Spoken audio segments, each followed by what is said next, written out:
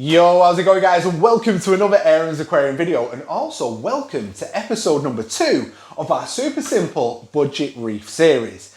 Now if you missed episode 1, you're able to check episode 1 out by clicking on the link just up there in the corner, and also throughout this video make sure you keep an eye on that corner because there will be things popping up that will be linking to things that I'm talking about throughout the video, so keep an eye on those.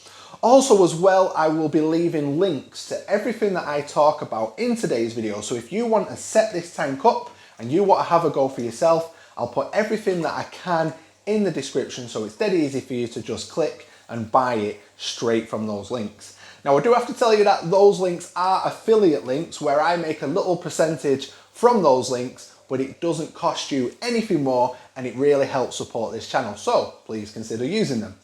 Alright, so what are we going to be doing in episode 2? Well, we are going to be setting up this bad boy right here. This is the Fluval Evo 13.5, nearly forgot then. Or if you're in the UK, it's the Fluval Evo 52 litre. Now this is an all-in-one saltwater system, an all-in-one reef system. Straight out of the box, you can set this up and put saltwater fish and even certain saltwater corals in this tank without doing anything to it. Alright, so what is the first thing that we need when we're setting up our saltwater tanks? Now I bet you're thinking to yourself, well obviously a tank, duh. Well no, in fact it's not. Before you even go to the shop and purchase this beautiful little aquarium, what you need is knowledge and understanding. Now I bet you're thinking to yourself, oh God, can't be bothered with this, just set the tank up already. That isn't the best approach, because I could just show you how to set up a tank and then that be that, but in a month, 2 months, 3 months time, that tank will not be running the best. You will get very upset because it's driving you insane and you will leave the hobby. So getting that knowledge and understanding under your belt straight away is the best way to not only set up a beautiful reef tank, but have a successful and thriving reef tank for years and years to come. Now, you don't need to know everything when you first get going, but one thing that you really do need to know and understand before you start putting anything inside this tank is the aquarium nitrogen cycle. Now, I'm not going to go through the nitrogen cycle in this video because I have got a full video that is dedicated to the nitrogen cycle, and lo and behold, there is the link to that video. Guys, I would definitely say make sure that you watch that video, you learn it, you understand it most of all before you start to proceed with setting up your tank. Right, so I'm assuming that you've been away, you've gone and learnt the nitrogen cycle, you're now all clued up and you get it. And now it's time to make a move on your very first reef. Now this Fluval Evo is perfect for a beginner tank because it ticks loads of boxes. First of all, it is cheap. This tank sells in the UK for around £139. In the saltwater world, that is nothing. That is very cheap. And it's all in one. You get the lights with it, you get the filtration with it, you get the return pump with it. All you need to do is add a heater. Now, Fluval suggests that you use the Fluval M50 heater, the one for that. Again, I'll leave a link in the description for all of the correct stuff to use with this tank.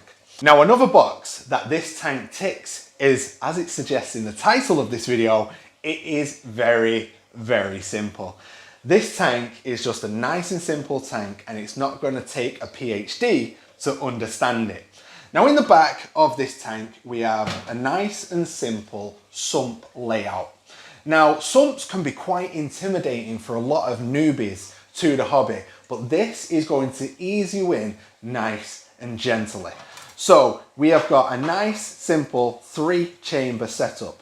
So chamber 1, that is where the water is going to leave the display tank and it's going to enter into our first chamber of our filter, our sump.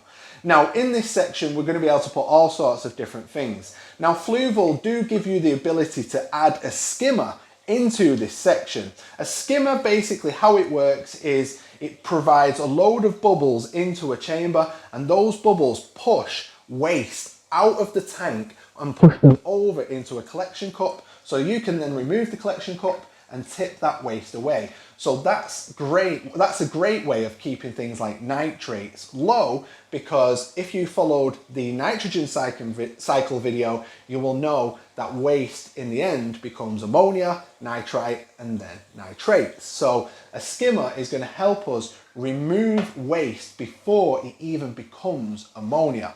Now, I'm not going to be using a skimmer on this build because I don't personally feel a skimmer is a necessary piece of saltwater equipment. It is a really nice piece of equipment to have, and I would never sort of like sway anybody away from buying a skimmer, but I don't believe that we're going to need a skimmer in this build. I am going to be putting something in this chamber in future videos, but I'm not going to show you that just now. I'm going to show you all of the stock items that come in the box. Next, we've got chamber 2, and inside chamber 2, we have this. This is exactly what it looks like. It's just a sponge block. So what happens with this is water from chamber 1 passes through chamber 2 and passes through the side of this sponge block. Any fish poo, any excess fish food will get trapped inside this foam block, so that as the water passes through these 3 chambers and then returns back to the tank, all of the waste and all of the little bits will be caught up in this, so that they don't come back into the main display, keeping the main display nice and clean. Now, inside this foam block, we have 2 sections, and in the top section, we have got some activated carbon. Now, we use this stuff to help us sort of like change a few things in the water. Now, over time, our aquarium water will start to change color. It will go like a very sort of like a bit of a yellowy color. Now, activated carbon will help us get our water back from that yellowy color to a nice pristine blue. It will also help us move certain impurities from our tanks. So if something's happened with our tank and something's gone in it, sometimes we're able to use carbon to absorb those impurities so that we can get them out of the water so that they don't harm our fish and corals. Now, when we're starting this tank off, we don't need activated carbon at all. So this is what we're going to do with the activated carbon. We're just going to get rid of it. We don't need that right now, so forget about that for probably at least a month or so. So we don't need that. At the bottom, we've got this. This is a bag of biomedia. And basically what this does, if you looked at the nitrogen cycle video, you'll know that we need bacteria to make this aquarium work properly. This basically provides a home for the bacteria to live. Each one of these little spheres are a home for millions of bacteria. Inside these little spheres, there's loads of little pores, loads of little surfaces for bacteria to live. The best way to think about these little things is these are like apartment blocks, blocks of flats, things like that, where millions of bacteria live, and all of those bacteria are going to be providing a service to our aquarium. So we really, really need them. So this is what we call a biofiltration, and this block is a mechanical filtration. So what we'll do with this, we'll never give this sort of like a clean. What we'll do is every now and then, just in the tank, we'll give it a bit of a rinse off, but we'll never clean it. But this, what we'll do is every now and then, we will pull it out of our aquarium, put it in some tank water that we've taken out whilst we're doing our water change, and just give it a bit of a squeeze out all of the crap that has been collected, and then just replace it back in the tank. So chamber 2, this is how we set it up. Just put the biofilter in the block like that, slide the block into here, push it down, make sure it's situated right, and that is chamber 2 set up. Then we move on to the final chamber, which is chamber 3. This is the return chamber, and this chamber does exactly what it says on the tin. You'll hear me say that a lot throughout this video because it just does what it's supposed to do. This will return water from our filtration area back to our main display. So for it to be able to do that, it's going to need one of these. A return pump. Now this comes in the box, so you're not going to worry about this, but this is a return pump. The pump will suck water into here, push it up this pipe, blow it out of that hole and blow it back into our display. Setting it up is dead simple. All we do is just drop the return pump into the chamber, and then as it's going down, we need another thing that comes with it, which is this. So what you have is you have these what are called duck bills. And they're called duck bills because if you have a look at the end of these things, they're shaped like a duck's bill, just like that. They're just shaped like a duck's bill, and water will come from these. These are great because we can point them wherever we want to point them. Now, they're great for purpose, but in future, we're going to be changing these, so make sure that you stick with the series to see what I do with them.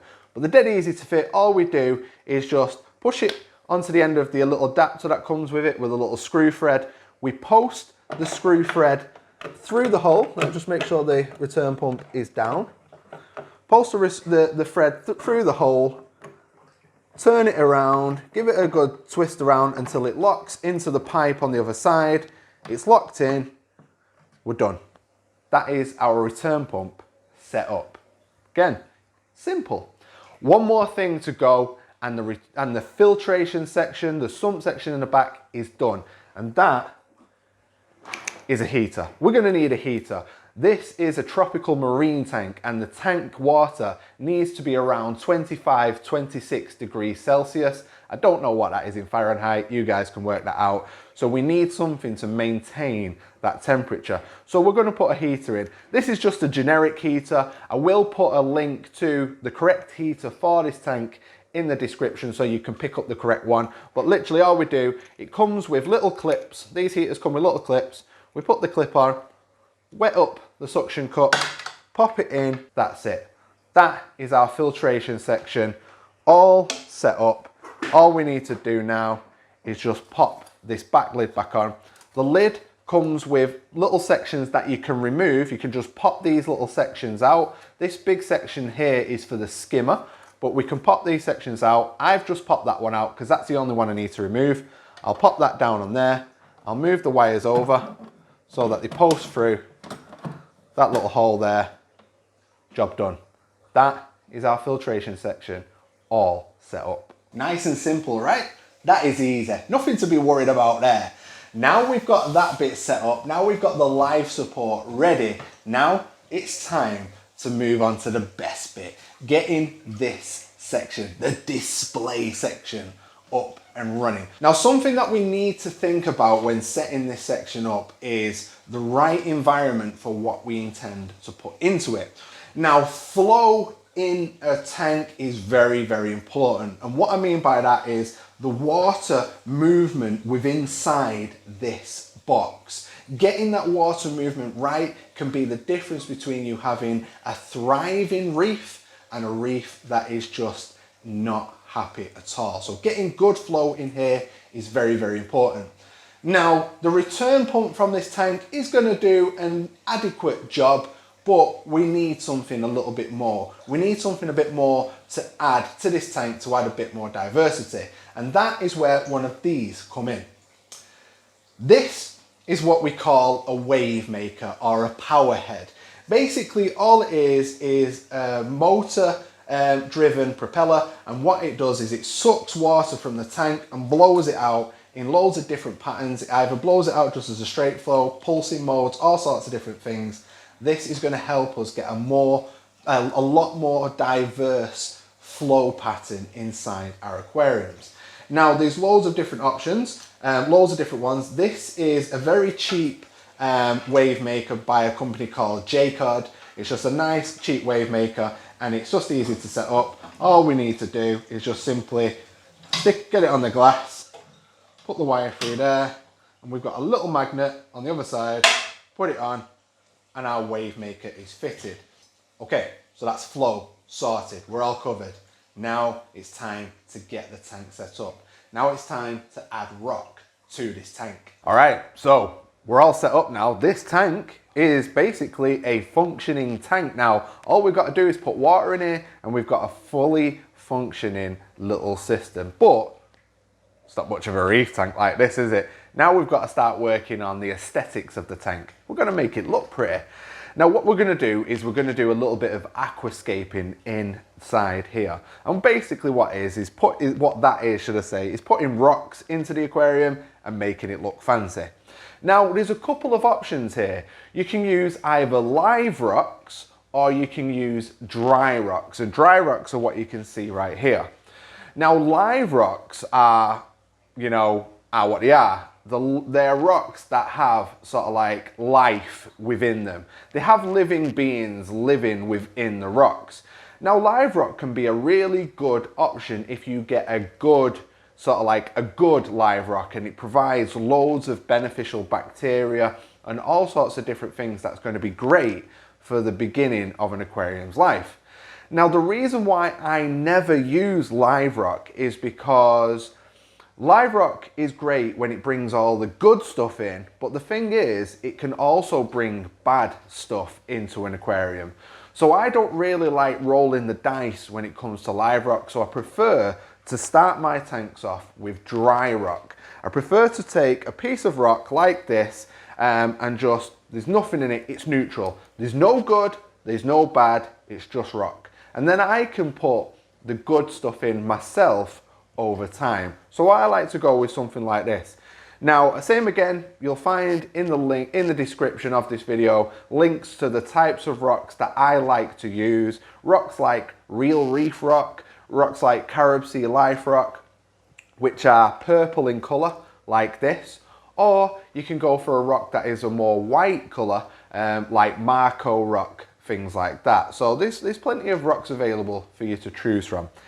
Now, when you're doing your aquascape, really think about what you want to get out of your tank. Now, aquascaping a tank, for some reason, so for some people, should I say, it can be very, very easy. For other people, it can be really, really difficult. But all I can say to you is just try your best when it comes to scaping a system and just take your time. If it takes you a day, if it takes you a week, if it takes you a month, just take as long as you need to get that perfect aquascape right from day one, rather than putting an aquascape in just because you want to get your tank set up and then a couple of months down the line not being happy with it and then taking it apart, disturbing your tank, and then you'll ruin it. So best thing to do is try and get it right straight from the off. Now what I'm going to be doing with this scape is, this tank is viewable from two sides. So it's viewable from the side that you're looking at right now, and it's also viewable from this side when you walk into the room. So I want to create a scape that is going to be functional, so that you're going to be able to see a good view here and you're going to be able to see a good view here. But I also need to think about what corals I intend on putting into this system. Now bearing in mind, this is a £130 aquarium. It is very limited on what corals you can put into this aquarium. So for example, you're not going to be putting high-end SPS corals that are very demanding. They need lots of light and lots of flow and lots of this and that in this aquarium as it stands right now. But things like zoas, which are beautiful little, colourful discs, mushrooms, and certain LPS corals, you can you can definitely get away with. So what I'm going to do is I'm going to build a section up at the back side of the aquarium here, which is going to be a little bit taller than the rest. So it's going to slope down this way. So when you're looking at it through this view, we're going to get a slope down. But when we look at it through this view, we're going to get a slope up. We're going to be able to follow it upwards. Following leading lines, we're going to direct our eyes towards where we want to direct it. So the idea is, I'm going to place that rock in there, and then I'm going to take this rock, and then I'm going to build up at the back, just here. Just make that nice and tall. There we go. There you go. That's the aquascape done. So nice little miniature rockscape. We've got a nice little flow through there. We've got a leading line. We're just going to just directing your eye through there. Get some nice zoas, some little round, brightly coloured zoas on there. Leave those rocks more just for decoration. And then on the back section there, I have some mushrooms, and again, just something very bright that's just a little bit larger than some zoas. and then use that overhang, put maybe sort of like some torches or some frog spawns or some hammers across this overhang, all up there, and then maybe sort of like see if we can get some acans for the bottom section here, and just some various different coral. Now, that is the tank basically ready to go. All we need to do now is add water to the system. All right, so we're almost there. Now it is time to get some salt water mixed and get this tank filled up. We're nearly ready to go. Right, now this section of the video, this is a section where I would highly suggest that you guys don't cheap out on this section. I know this is a budget build, but when it comes to salt, I wouldn't suggest going for the cheapest when it comes to setting up a tank, because this is the heart and soul of our reef aquarium. If we put something garbage in here, our fish, our corals have got to live in that garbage, basically. So I would definitely say don't cheap out on your salt. I will in the description put put links to various different salts that I trust at various different price points. This salt, for example, what I'm using here, which is a professional sea salt, this is a bit more at the higher end of salt price, but this one will definitely do you proud. I will provide links to alternatives to this so that you can choose the one which is best for you. Another thing that I would say is make sure that you get yourself a good source of reverse osmosis deionized water or RO DI water. Do not use tap water in your reef aquarium. Tap water has all sorts of chemicals contained within it, and some of your corals and some of your fish will just not take kindly to what is contained within that water. So get yourself a good source of RODI water. Either go down to your local fish shop and they will sell you RODI water, but if you do, just do a little double check, because some fish shops are not sort of like as good as others. Buy yourself one of these, get yourself a TDS pen, and basically all you do is take the cap off and dip it into RODI water, not into salt water because it won't work. Dip this pen into RODI water, and if on the screen it displays 0, 0, 0, that water is good. Take it, buy it, bring it home.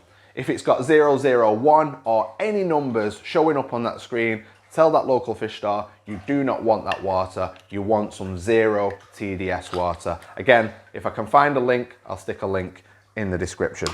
So we've got our RODI water here. It's at temperature, so we've got this RODI water at 25 degrees Celsius. Again, if you're in Fahrenheit, you're gonna have to work that one out.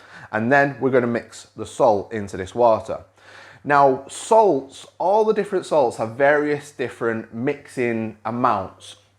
This salt, for example, if we want to create a salinity of 35 ppt, or if you do it in specific gravity, 1.026, that is our salt level. So basically that is how much salt we've got in our water. And ideally, we want the amount of salt in our water at a specific gravity of 1.026 or 35 ppt. So for us to be able to get 35 ppt with this salt, we need to mix 39.5 grams of this salt per litre of water. Now in this container we've got 3 litres of water, so that means that we're going to be putting in 118.5 grams of salt into this water, giving it a mix, and that should give us 35 ppt, which is perfect for a reef aquarium. So it is simple. All you're going to do is, I've got some scales here with a little measuring sub, pop the lid, and we're just going to measure out 118.5 grams. And then what we're going to do is just take our salt and mix it with our water. Now there's other ways of doing this. You can buy yourself a power head. Do you know one of these? This little wave maker thing, and you can put it in your mixing container so that it swishes the water around for you. If you're doing little mixes like this, then a spoon's more than enough. And all we do is just mix and just make sure that the water is clear. Once the water goes clear, so like the moment you can see the water's a bit cloudy there because of the amount of salt. We just keep mixing until the water goes clear, and then we're ready to go and put it into our tank. All right, so now our water is nice and clear and it's ready to go, but we need to make sure that our measurements are correct. And you need another bit of equipment to make sure that the amount of salt in this water is correct. Now, there's a few different items here. First of all, which is going to be your most common item, is your refractometer. Basically, it's like a little telescope. What it is you just get this thing here, you open up the little flap there, and you get your pipette or your pipette, however you pronounce it, and you just drop a couple of drops of water on the viewing window, and then close the window down, close that little flap down, and then you look through it like a telescope. And then you just have a quick look to see where your salt level is. What you'll see is you'll see a white area and a blue area, and then you'll see a defined line. Where that line is what your specific gravity or salinity is at. So you'll have a look and go, right, that's where it's at. I'm happy with that. We're all good. If you've put in a little bit too much salt, then get some RODI water and just put a bit of RODI water. And every time you put it in, just have another check, and that will reduce your salinity, that will reduce your specific gravity down until you get to the right amount. If you've not put enough salt in, then obviously just put a bit more salt in, give it a mix until you get to that 35 ppt on here. Now, there is more modern bits of equipment as well now, where it's just a lot easier than just simply, you know, put it up to your eye. You've got little pens now, digital pens from all sorts of different brands. This one, for example, this is one by Fauna Marin, same company that does the salt. And literally all you do with this pen is press the on button, turn it on, and just dip it into the water. It will give you a number. So it'll say whatever number that you are reading. So if you're at 35 ppt, it'll say 35 ppt on the screen. All good, you're away to go. If it's not where you want it to be, then just put some salt in or put some RO water in, whatever you need, and then you're good to go. Right, that is that batch of water mixed up. I'm now going to tip this water into the tank, but what we need to do is we need to be very careful that we don't get sand all over the place. So I'm just going to slowly tip the water over the rocks of this aquarium. And then that way it will disperse the water over all of the rocks and it won't disturb the sand as much. And I'm just going to do it slowly so everything is just still in place after I've added the water. And there you go. So that's our first batch done. That was just a little batch just to show you guys how to mix up some salt water. I'm going to go ahead now, get this filled up, and then we will finish off this video. So there you go, guys. That is our Fluval Evo 13.5 all ready to go, set up just like that. Now, this tank can now house fish and corals with no problem at all. I am going to give this tank 24 hours to allow it just to settle before I do anything else to it. Because even though I washed the sand that is in this aquarium before putting it into it, it's still a little dusty. The water is still a little cloudy. So I'm going to give the water a chance to pass through the filtration, have a little bit of a clear out, have a little bit of a clean up. And then once everything's settled, once everything's cleared up, then I'm going to be adding my first fish to this tank. So in 24 hours time, I'm going to take a look at the tank, and if I think it's ready for fish, I will be adding them to the tank. And that is what you guys will see in episode 3 of the Fluval Evo Super Simple Budget Reef series. So guys, if you have enjoyed today's video, as always, make sure that you hit that like button. If you have loved today's video and you just can't wait for the next one, make sure that you smash that subscribe button so you don't miss episode 3 when we add fish to this tank. Remember, all the links that you need to set up your aquarium are in the description. Thank you so much. I will see you all in the next episode.